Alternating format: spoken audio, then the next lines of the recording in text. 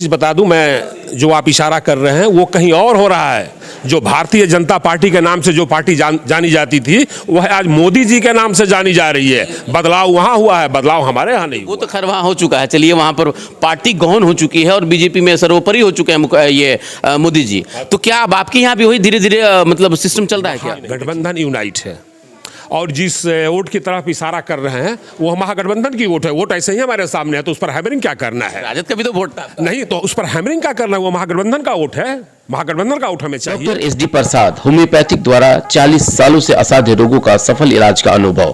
Cancer, liver, cirrhosis, paralysis आदि समस्याओं के लिए आज ही मिले डॉक्टर एस डी प्रसाद। पतिभरा आरजीडी मेमोरियल हॉस्पिटल, खुरमाबाद, ग्रामीण बैंक तकिया के पास।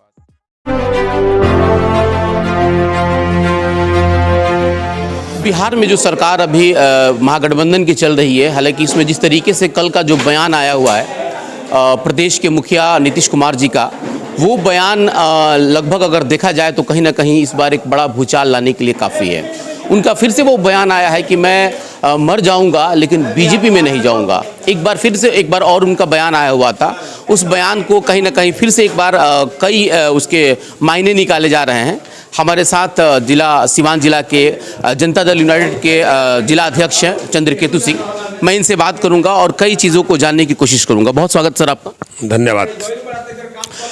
एक सर, अभी कल का जो एक मामला नीतीश कुमार जी के द्वारा जो उनका भी जो वक्तव्य आया हुआ, उनका एक स्टेटमेंट आया हुआ है, उन्होंने फिर से कहा है कि मैं कभी भी बीजेपी की तरफ नहीं जाऊंगा, मिट जाऊंगा लेकिन मैं नहीं जाऊंगा।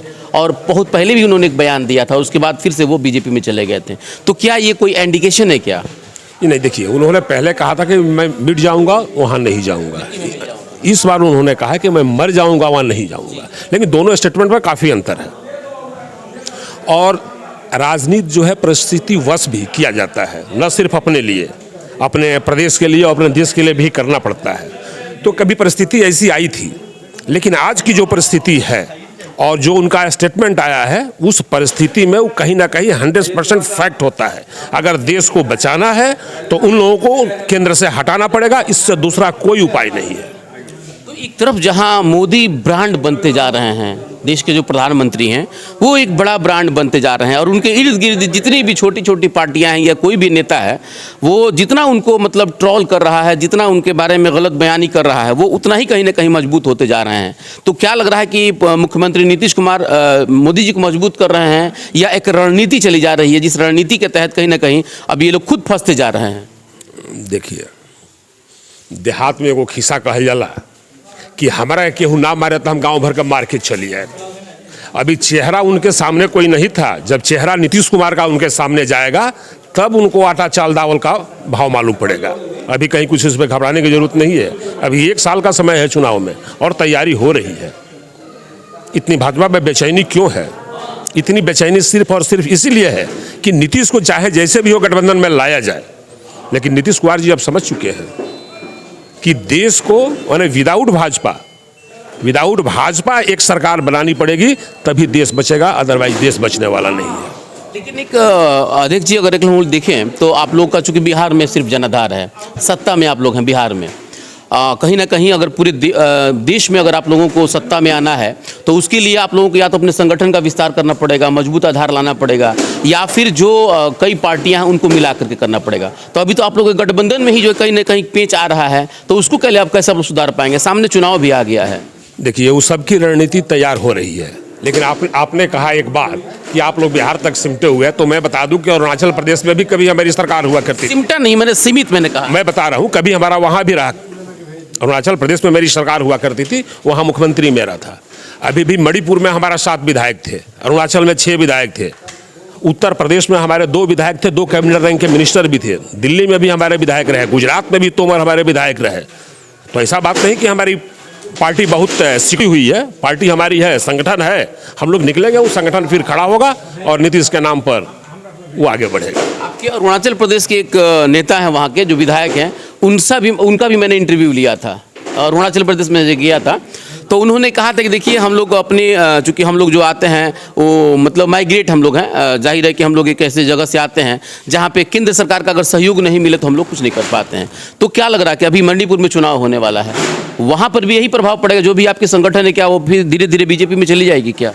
देखिए, ये मणिपुर में इन्होंने जो बात कहा था उस बात से मैं इनकार नहीं कर सकता हूँ, लेकिन मैं तो दाद दूंगा वहाँ के लोगों से कि जो बीजेपी के खिलाफ ही राजनीति करते हैं वह जानते हुए कि बिना केंद्र की मदद से हम लोग कुछ नहीं कर पाएंगे, और उसके बावजूद वहाँ पे हम लोगों के साथ लोग खड़े हैं, केंद्र सरकार के विरोध में खड़े हैं, वहाँ राजनीति हो रही है। और जब चुनाव हो रहा है आप देखिएगा वहाँ हम लोगों की संख्या अच्छी खासी आ रही है इस बार।